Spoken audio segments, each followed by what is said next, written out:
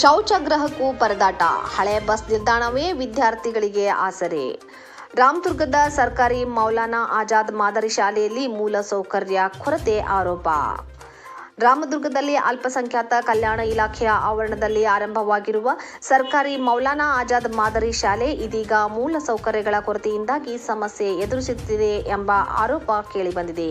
ಶಾಲೆಯಲ್ಲಿ 230ಕ್ಕೂ ಅಧಿಕ ವಿದ್ಯಾರ್ಥಿಗಳು ವ್ಯಾಸಂಗ ಮಾಡುತ್ತಿದ್ದು, ಅಗತ್ಯ ಪ್ರಮಾಣದ ತರಗತಿ ಕೊಠಡಿಗಳು, ಶಿಕ್ಷಕರ ನೇಮಕಾತಿ, ವಿದ್ಯುತ್ ಹಾಗೂ ಶೌಚಾಗೃಹದಂತಹ ಮೂಲಭೂತ ಸೌಲಭ್ಯಗಳ ಕೊರತೆ ಇದೆ ಎಂದು ಪಾಲಕರು ಹಾಗೂ ಸ್ಥಳೀಯರು ಆರೋಪಿಸಿದ್ದಾರೆ.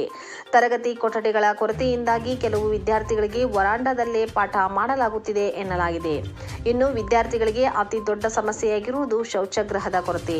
ಶಾಲಾ ಆವರಣದಲ್ಲಿ ಶೌಚಾಗೃಹದ ವ್ಯವಸ್ಥೆ ಸಮರ್ಪಕವಾಗಿಲ್ಲದ ಕಾರಣ ನೈಸರ್ಗಿಕ ಕರೆ ಬಂದಾಗ ವಿದ್ಯಾರ್ಥಿಗಳು ಹಳೆ ಬಸ್ ನಿಲ್ದಾಣದಲ್ಲಿರುವ ಸಾರ್ವಜನಿಕ ಶೌಚಾಗೃಹವನ್ನು ಬಳಸುವ ಪರಿಸ್ಥಿತಿ ನಿರ್ಮಾಣವಾಗಿದೆ ಎಂದು ಆರೋಪಿಸಲಾಗಿದೆ. ಶಾಲಾ ಆವರಣದಲ್ಲಿ ಇರುವ ಶೌಚಾಗೃಹಗಳಿಗೆ ಬೀಗ ಹಾಕಲಾಗಿದ್ದು, ಅವುಗಳನ್ನು ವಿದ್ಯಾರ್ಥಿಗಳ ಬಳಕೆಗೆ ಮುಕ್ತಗೊಳಿಸಬೇಕು ಎಂಬ ಒತ್ತಾಯವೂ ಕೇಳಿಬಂದಿದೆ.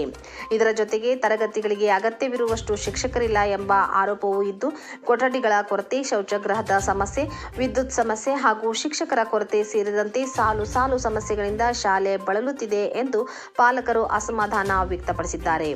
ಮಕ್ಕಳಿಗೆ ಉತ್ತಮ ಶಿಕ್ಷಣ ನೀಡುವುದಷ್ಟೇ ಅಲ್ಲ, ಅವರಿಗೆ ಕನಿಷ್ಠ ಮೂಲಭೂತ ಸೌಲಭ್ಯಗಳನ್ನಾದರೂ ಕಲ್ಪಿಸಬೇಕು ಎಂದು ಪಾಲಕರು ಆಗ್ರಹಿಸಿದ್ದಾರೆ. ಶಾಲೆಯ ಸಮಸ್ಯೆಗಳ ಬಗ್ಗೆ ಸಂಬಂಧಪಟ್ಟ ಅಲ್ಪಸಂಖ್ಯಾತ ಕಲ್ಯಾಣ ಇಲಾಖೆ ಅಧಿಕಾರಿಗಳ ಗಮನಕ್ಕೆ ತರಲಾಗಿದ್ದು, ಕೂಡಲೇ ಅಗತ್ಯ ಕ್ರಮ ಕೈಗೊಂಡು ತರಗತಿ ಕೊಠಡಿಗಳು, ಶಿಕ್ಷಕರು, ವಿದ್ಯುತ್ ಹಾಗೂ ಶೌಚಾಗೃಹ ಸೇರಿದಂತೆ ಮೂಲಸೌಕರ್ಯಗಳನ್ನು ಕಲ್ಪಿಸಬೇಕು ಎಂಬ ಒತ್ತಾಯ ಕೇಳಿಬಂದಿದೆ. ಮಕ್ಕಳ ಭವಿಷ್ಯ ರೂಪಿಸಬೇಕಾದ ಶಾಲೆಯಲ್ಲೇ ಮೂಲಸೌಕರ್ಯಗಳ ಕೊರತೆ ಮುಂದುವರಿಯುವುದು ಎಷ್ಟು ಸರಿ? ಅಧಿಕಾರಿಗಳು ಈ ಸಮಸ್ಯೆಗಳಿಗೆ ಯಾವಾಗ ಪರಿಹಾರ ನೀಡುತ್ತಾರೆ ಎಂಬುದನ್ನು ಕಾದು ನೋಡಬೇಕಿದೆ.